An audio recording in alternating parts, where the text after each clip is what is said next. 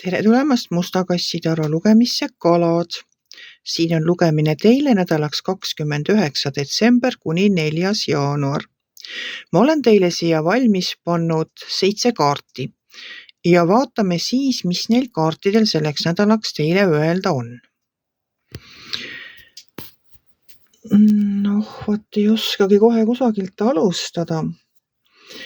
No nädala alguses näitavad mulle need kaardid seda, et te saate ühe sellise mitte kõige parema sõnumi.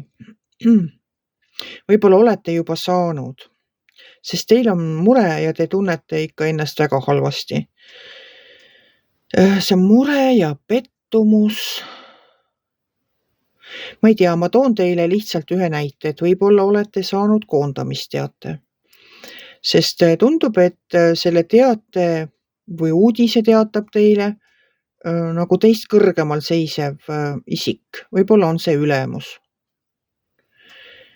Et võib-olla tõesti olete saanud näiteks koondamisteate ja mõtlete, et nüüd on nagu päris jama, et siin aasta lõpp ja mul polegi järgmine aasta enam kuskile minna, et töökoht kaob ära ja millest ma nagu elama hakkan.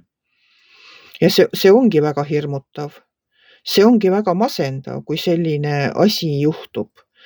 Paratamatult ikka juhtuvad meie elus ka sellised halvad uudised ja halvad asjad. Aga mina tahan teile seda öelda, et siin alumine rida üks on kohe kannatlikkus. Et ärge laske sellel kõigel ennast väga heidutada. Mul on seda kerge öelda. Ma saan aru, et seda on väga raske järgida. Aga kannatlikkusega, et lihtsalt oodake ära. Võib-olla muutub olukord, võib-olla saate hoopis mõne parema pakkumise, sest siin alumises kaardireas on keskel päike ja päike minu jaoks on kaardi üks selline kaardipaki ilus kaart. Et üks nendest rõõmsatest kaartidest, ise teate, mis on siis, kui on olnud niisugused hallid ilmad ja vihma sajab ja kui siis päike tuleb välja, siis on tuju kohe palju parem. Ja nii ka see päike. Päikesekaart tegelikult ütleb seda, et korraldage pidu, sest elu on nii ilus.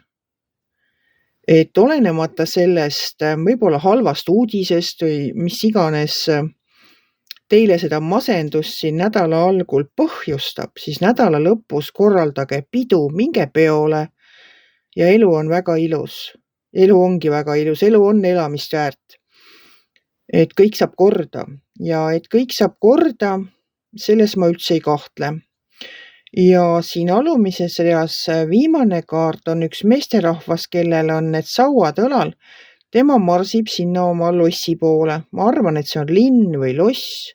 Võib-olla see on uus töökoht, kuhu ta läheb, võib-olla see on tema uus kodu, võib-olla see on tema vana kodu ja ta kuskilt suurelt reisilt tuli. See koorem on tal raske, aga kaart ütleb seda, et te pole üksi. Jagage oma koormat ja ma ütlen ka teile, armsad kalad, et kui see nagu raske see olukord ka ei tundu või kui trööstitu ja lootusetu teile see ei tundu siin nädala alguses, teil on perekond ja teil on sõbrad, kes teid toetavad. Te ei ole üksi, et korraldage see pidu, nautige seda aastavahetust ja ärge muretsege, sest kui päike tuleb välja, siis ei ole enam muredel absoluutselt ühtegi kohta. Ei ole enam pimedat nurka, kuhu ennast peita, sest päike valgustab ja teeb kõik heaks. Aga ma olen teile võtnud siia ka ühe kaardi oma inglitaro kaardipakist. Ja vaatame, mis kaart siis teile selleks nädalaks tuli. Nii. Te olete saanud endale keisrinna, peaingel Gabrieli. Vaatame, mis ta siis ütleb. Käes on aeg oma plaanid ellu viia. Loovus kannab vilja. Luksuslikud või külluslikud vahendid. Nii et kannatlikkus on see, ütlen ma teile, mis viib sihile. Ärge laske heidutada ennast sellest, kui ongi halvad uudised. Ja mul on üks teine kaart veel võetud. See on siis nagu karma kaardipakist. See on tegelikult nagu karma tervendamise kaardipakk. Et vaatame, mis on kaartide meelest No ma ütleksin, et kus kohas teil see king kõige rohkem kaartide meelest praegu pigistab. Et vaatame, mis teile tuli. Siin on sõnum selline, et te olete ise põhimõtteliselt oma saatuse sepp.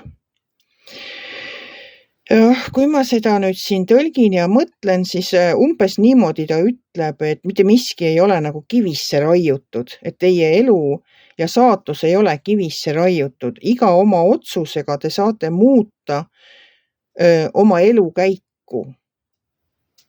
Et võtke kokku oma jõud ja kirjutage uus lõpp, kirjutage uus peatükk oma eluloo raamatusse. Aga jah, mis ma oskan öelda, ärge laske nendel halbadel sõnumitel, kui nad peaksid teid siin tabama aasta lõpus, heidutada, sest päike tuleb välja. Ja kui päike tuleb välja, siis ei ole enam halbu asju, siis on kõik väga hea. Jah, kui teile minu lugemine meeldis, siis ärge olge kitsi, pange ikka like pöial üles, võite ka kommenteerida ja kohtume järgmisel nädalal.